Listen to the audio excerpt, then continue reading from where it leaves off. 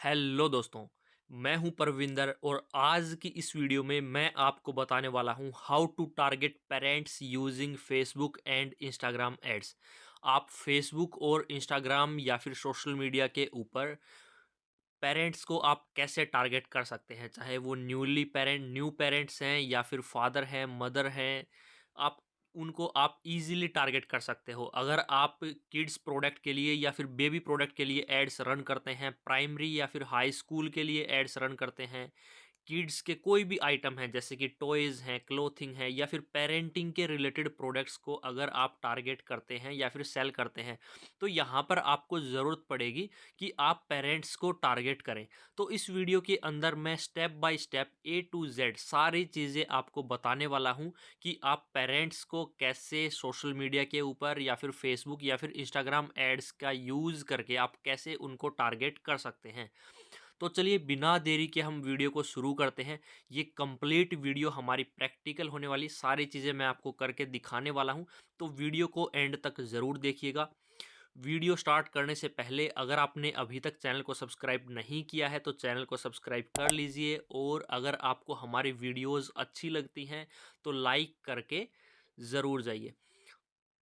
तो चलिए वीडियो को शुरू करते हैं। सबसे पहले हम बात करते हैं कि अगर आप पेरेंट्स को टारगेट करना चाहते हैं तो यहाँ पर आपको सबसे ज़रूरी है कि आप अपनी जो ऑडियंस है उसको आप डिफाइन कीजिए। आप सबसे पहले तो अपना जो प्रोडक्ट है उसका आप एग्जाम्पल लीजिए। अगर वो कोई पेरेंटिंग का प्रोडक्ट है या फिर किड्स का प्रोडक्ट है या फिर कोई आप हाई स्कूल के लिए या फिर किंडरगार्टन के लिए आप एड्स रन करते हैं, फिर किसी टॉयज़ के लिए आप एड रन करते हैं, तो सबसे पहले आपको जो आपकी ऑडियंस है उसको आपको डिफाइन करना पड़ेगा कि जो ये आपका स्पेसिफिक प्रोडक्ट या फिर सर्विस है वो किस टाइप की ऑडियंस के लिए है। वो न्यूली पेरेंट हैं या फिर वो पेरेंट हैं 1 से लेकर 3 साल तक के बच्चों के, या फिर वो प्राइमरी स्कूल गोइंग बच्चों के पेरेंट्स हैं या फिर वो बड़े बच्चों के पेरेंट हैं।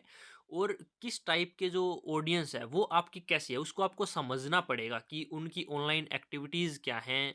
आपको एक पेरेंट की तरह आपको सोचना पड़ेगा। जैसे कि अगर मान लीजिए मैं एग्जांपल लूँ, अगर हम स्कूल के लिए ऐड रन करना चाहते हैं, जो नर्सरी या फिर जो एक स्टार्टिंग के अंदर जो प्राइमरी स्कूल होते हैं उनके लिए हम ऐड रन करना चाहते हैं, तो हमें देखना पड़ेगा कि जो पेरेंट्स हैं उन जिन हम ऐसे पेरेंट्स को हम टारगेट करने वाले हैं जिनकी जो बच्चे हैं जिनकी एज 3 साल से लेकर 5 साल या फिर 6 साल के बीच में होगी।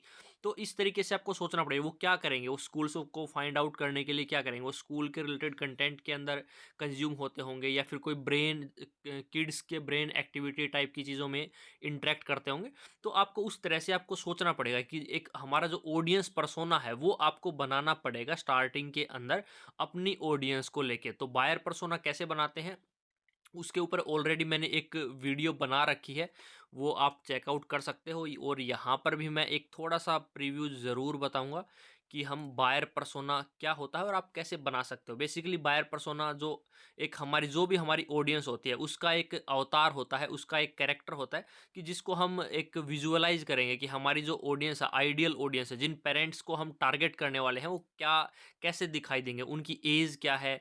अगर हम फादर को टारगेट करेंगे तो हम मेल लेंगे, अगर हम मदर को टारगेट करने वाले हैं तो हम फीमेल लेंगे। वो लैंग्वेज कौन सी यूज़ करते हैं, लोकेशन मेट्रो सिटीज़ के अंदर रहते हैं या फिर टायर 3 सिटीज़ को हम टारगेट करने वाले हैं, उनकी एजुकेशन क्या है, उनके रिलेशनशिप स्टेटस को हम देख सकते हैं। चिल्ड्रन उनके मतलब छोटे हैं, बड़े हैं या फिर हम उनको ज़रूर यहाँ पर नोटिस करेंगे और यहाँ पर लिखेंगे। उनके लाइफ गोल क्या हो सकते हैं, वो किस इंडस्ट्री में काम करते हैं, उनके चैलेंजेस क्या हैं। यानी कि जो जैसे कि मान लीजिए अगर हम स्कूल के लिए एग्जांपल लें, तो यहाँ पर पेरेंट्स का चैलेंज है कि एक अच्छा स्कूल उन्हें कैसे मिले, और वो इस चीज़ को फाइंड आउट करते हैं। अगर हम टॉयज़ की बात करें, तो अगर यहाँ पर कोई अच्छा टॉयज़ है जो कि एक बच्चे की जो ब्रेन एक्टिविटी है उनको भी इंक्रीज़ करे, तो काफ़ी सारी चीज़ें हैं जो हम अपनी ऑडियंस के लिए आपको समझना पड़ेगा कि आपकी ऑडियंस क्या है, और उसी के अकॉर्डिंग आपको पहले जो एक ब्रेनस्टॉर्मिंग आपको करनी पड़ेगी।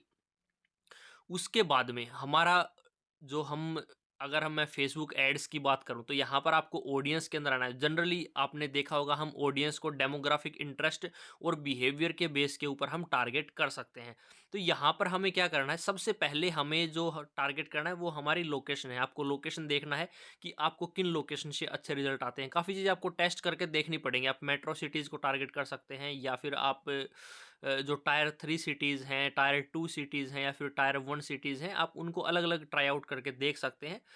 इसी के साथ अब हमारा एज काफ़ी एक इम्पोर्टेंट फैक्टर है। अगर आप छोटे बच्चों के पेरेंट या फिर जो न्यूली पेरेंट है उनको आप टारगेट करना चाहते हैं, तो आप लगभग 22 साल से लेकर आप 25 या फिर 26 साल या फिर 27 साल तक, आप लगभग 22 से लेकर आप 27 साल टारगेट कर सकते हैं। अगर आप ऐसे लोगों को टारगेट करना चाहते हैं, फिर ऐसे पेरेंट्स को टारगेट करना चाहते हैं जो कि 3 से 4 साल के बच्चों के पेरेंट हैं, तो आप 25 से लेकर आप लगभग 35 साल के बीच में आप टारगेट कर सकते हैं। तो ये चीज़ें आपको फाइंड आउट करनी पड़ेंगी, आपको देखना पड़ेगा उन्हीं के अकॉर्डिंग। अब अगर आप पेरेंट्स के अंदर, अगर आप सिर्फ फादर्स को टारगेट करना चाहते हैं, तो आप मैन चूज़ करेंगे। अगर आप ओनली मदर को टारगेट करना चाहते हैं, तो आप हम फीमेल चूज़ करेंगे, वुमेन चूज़ करेंगे। उसके बाद में सबसे इम्पोर्टेंट पॉइंट हमारा आता है डिटेल टारगेटिंग। अब डिटेल टारगेटिंग के अंदर क्या है, फेसबुक के अंदर बहुत सारे ऑप्शन ऑलरेडी अवेलेबल हैं।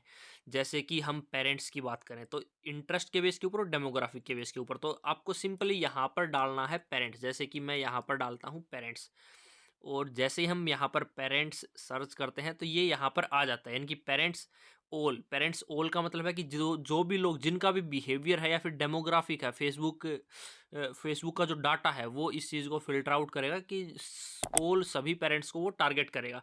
अगर हम चाहते हैं कि 18 से लेकर 26 साल के पेरेंट्स को हम टारगेट करेंगे, तो हम ये वाला ऑप्शन चूज़ करेंगे। यहाँ पर टीनेजर को टारगेट करने के लिए हम ये वाला चूज़ करेंगे, वहीं पर प्री टीन्स के लिए हम ये वाला। आप यहाँ पर एज के अकॉर्डिंग भी देख सकते हो। अगर आप न्यू पेरेंट्स को टारगेट करना चाहते हैं, तो यहाँ पर न्यू पेरेंट्स का ऑप्शन भी अवेलेबल है। इसी के साथ अगर आप टोडलर्स के पेरेंट को टारगेट करना चाहते हैं, तो ये भी हमारे पास में यहाँ पर ऑप्शन है। तो लेकिन यहाँ पर आपको टारगेट करते टाइम यहाँ पर ध्यान रखना है कि डेमोग्राफिक होना ज़रूरी है। पेरेंट्स, अगर आप पेरेंट्स को टारगेट करना है तो यहाँ पर डेमोग्राफिक होना ज़रूरी है।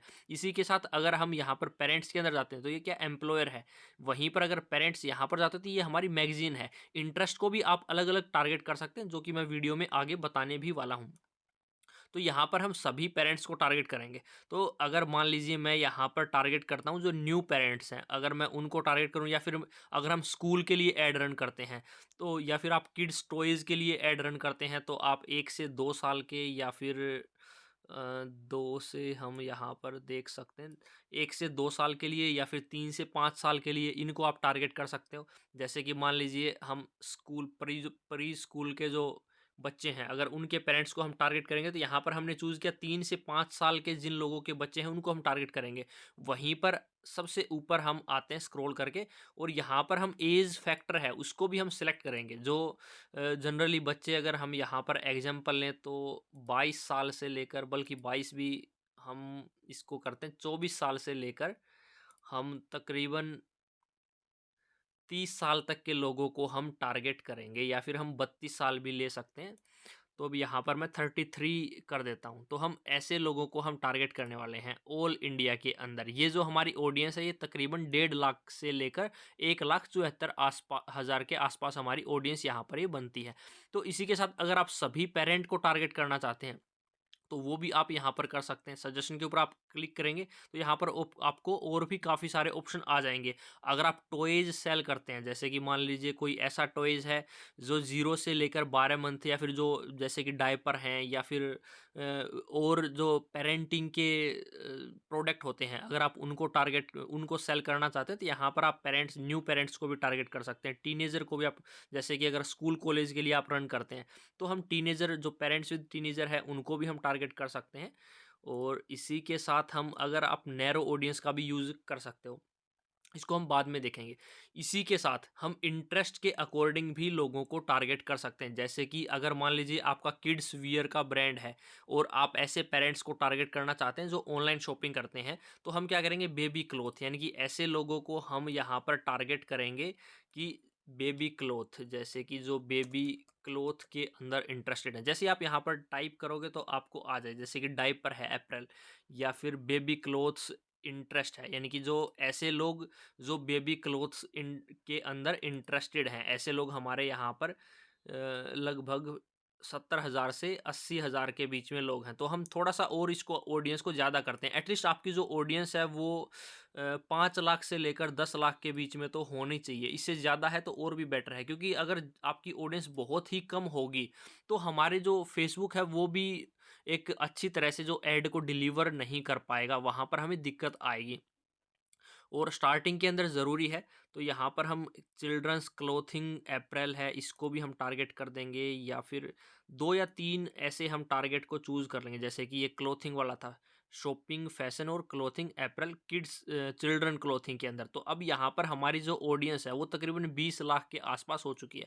तो अब यहाँ पर हम क्या करेंगे, ऐसे ही आप अलग अलग इंटरेस्ट के लिए आप यूज़ कर सकते हो। आप प्ले बुक, अगर वो आपको अपना प्रोडक्ट है वो डिसाइड करना पड़ेगा, और उसी के अकॉर्डिंग आपको जो इंटरेस्ट हैं वो फाइंड आउट करने पड़ेंगे। जैसे कि अगर न्यूली पेरेंट हैं उनके लिए आप डाइपर डाइपर या फिर चाइल्ड केयर के अंदर इंटरेस्टेड हैं, या फिर पेरेंटिंग की मैगजीन को रीड करते हैं, इस टाइप की चीज़ों को आप टारगेट कर सकते हो। इस टाइप के जो इंटरेस्ट हैं, कोई स्पेसिफिक टॉयज़ को लेके भी आप टारगेट कर सकते हो, जैसे कि डोल है, या फिर लीगो है, छोटा भीम है, या फिर कार्टून नेटवर्क है। अगर आप जो भी आपका प्रोडक्ट या फिर सर्विस है ना, उसी के अकॉर्डिंग आप देखोगे तो जो ऑडियंस है, जो हमारे पेरेंट्स हैं, वो क्या चीज़ें कंज्यूम करते हैं ऑनलाइन, उनका बिहेवियर क्या है, वो आपको काफ़ी सारी चीज़ें यहाँ पर मिल जाएंगी। तो यहाँ पर हमने, अगर मैं थोड़ा सा और सजेशन के अंदर आता हूँ, जैसे कि अगर मान लीजिए आप इन्फेंट क्लोथिंग के अंदर आपका कोई इन्फेंट क्लोथिंग के रिलेटेड प्रोडक्ट है, तो आप यहाँ पर स्पेसिफिक इन्फेंट क्लोथिंग का भी इंटरेस्ट यहाँ पर अवेलेबल है, जैसे कि चाइल्ड केयर का हमारा यहाँ पर अवेलेबल है। अब हम क्या करेंगे यहाँ पर, ये तो हमने किया, इसी के साथ जो हम क्या करते हैं कि हम यहाँ पर जो नैरो ऑडियंस है उसको हम यूज़ करने वाले हैं। नैरो ऑडियंस क्यों ज़रूरी है, जैसे कि मान लीजिए अब किड्स क्लोथिंग के अंदर काफ़ी सारे 20 लाख के आसपास लोग इंटरेस्टेड हैं, लेकिन अब हमें नहीं पता कि कौन लोग परचेज करेंगे। तो यहाँ पर हम नैरो ऑडियंस का यूज़ करेंगे। नैरो ऑडियंस क्या होती है, इसके लिए मैंने एक डिटेल के अंदर वीडियो बनाया है। बेसिकली नैरो ऑडियंस के अंदर हम फिल्टर लगा सकते हैं कि बेबी क्लोथ्स के साथ साथ वो शॉपिंग के अंदर भी इंटरेस्टेड होने चाहिए। वो चीज़ें हम यहाँ पर कर सकते हैं कि बिहेवियर हम सेट कर देंगे। ये फेसबुक कैसे डिसाइड करता है, जैसे कि मान लीजिए किसी ने ऑर्डर नाउ या फिर किसी ने शॉप नाउ बटन के ऊपर क्लिक किया है, तो फेसबुक वो सारी एक्टिविटी ट्रैक करता है और उन्हीं लोगों को ऐड दिखाएगा जो बेबी क्लोथ के अंदर भी इंटरेस्टेड है, इसी के साथ जो वो शॉपिंग भी करते हैं, जैसे कि जिन्होंने ऑर्डर नाउ के ऊपर क्लिक किया है या फिर शॉप नाउ के ऊपर क्लिक किया है। तो हम नैरो ऑडियंस के ऊपर जाएंगे और यहाँ पर हम क्या करेंगे, इंगेज्ड शॉपर, जैसे कि हमने ये डाला इंगेज्ड शॉपर। आप ये देखिए बिहेवियर है ये हमारा, इस चीज़ को आपको ध्यान रखना है। ये हमारा बिहेवियर है, people who clicked on the call to action button shop now in the past week, यानी कि जो रिसेंटली जिन्होंने इंगे शॉप नाउ के ऊपर क्लिक किया है। तो यहाँ पर अब हमारी जो ऑडियंस है, जैसे ही मैं इसको चूज करूंगा तो हमारी ऑडियंस 20 लाख की बजाय सिर्फ और सिर्फ 12 लाख हो चुकी है, यानी कि 12 लाख यूजर ऐसे हैं जिन जो बेबी क्लोथ्स के अंदर भी इंटरेस्टेड हैं और वो इंगेज शॉपर भी हैं। तो अगर आप किड्स अप्रैल या फिर किड्स क्लोथिंग, चिल्ड्रन क्लोथिंग के रिलेटेड अगर आपका कोई ब्रांड है, तो ये आपकी जो टारगेटिंग है वो काफ़ी सही रहेगी हमारी। और एज भी हम सेलेक्ट कर सकते हैं, एज को आप ज़्यादा ऊपर नीचे भी कर सकते हैं, जो आप डिसीजन मेकर हैं यहाँ पर उस चीज़ का भी आपको ध्यान रखना है कि जो परचेज करने वाले लोग हैं वो कौन हैं, और उसी के अकॉर्डिंग, जैसे कि इसका अगर आप छोटे बच्चों के लिए जो आपके प्रोडक्ट हैं, तो उसके लिए हमारी जो ये ऑडियंस है ये एक परफेक्ट है। अगर और भी छोटे के लिए हम कर सकते हैं, जैसे कि कोई न्यूली पेरेंट है, उसके लिए हम 23 साल के आसपास भी जा सकते हैं, या फिर 22 साल 21 साल, क्योंकि अगर हम फीमेल को टारगेट करें तो आप 20 साल तक भी आप टारगेट कर सकते हैं। जो मेल की एज है वो जनरली 21 साल होती है, फीमेल की 18 होती है, तो आप उसके अकॉर्डिंग भी चीज़ों को डिसाइड कर सकते हैं कि मदर को हम टारगेट करेंगे तो हमारा जो एज का क्राइटेरिया वो थोड़ा सा अलग रहेगा। अगर हम फादर्स को टारगेट करेंगे तो एज का जो क्राइटेरिया है वो थोड़ा सा अलग रहेगा, उस चीज़ को आपको ध्यान में रखना पड़ेगा।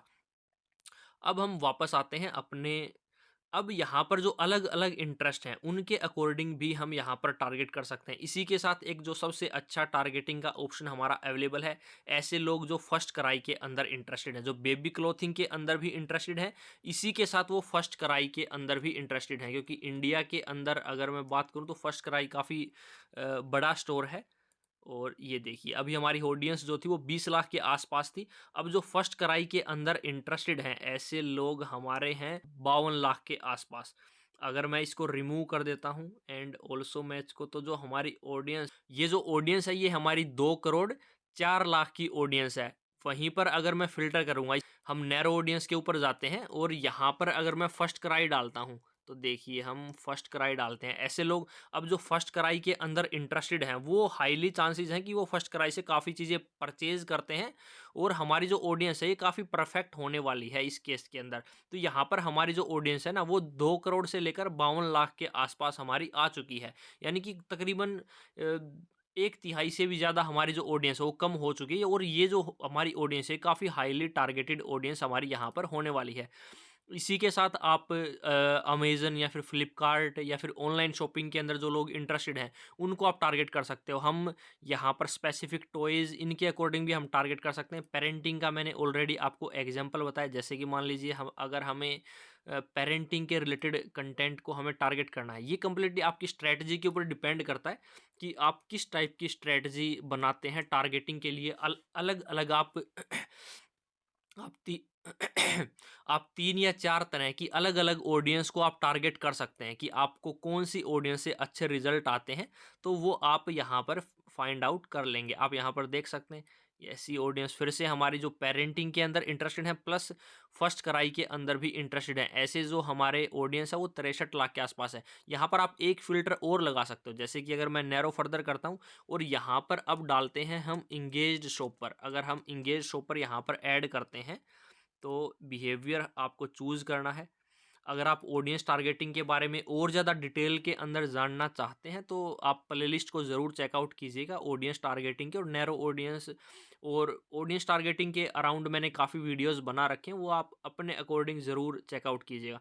तो यहाँ पर हमने क्या किया, ऐसे लोग जो पेरेंटिंग के अंदर इंटरेस्टेड हैं प्लस ऐसे लोग जो फर्स्ट क्राई और इंगेज शॉपर, यानी कि ये तीनों क्राइटेरिया को मैच करेंगे, ऐसे लोग हमारे यहाँ पर 45,000 है।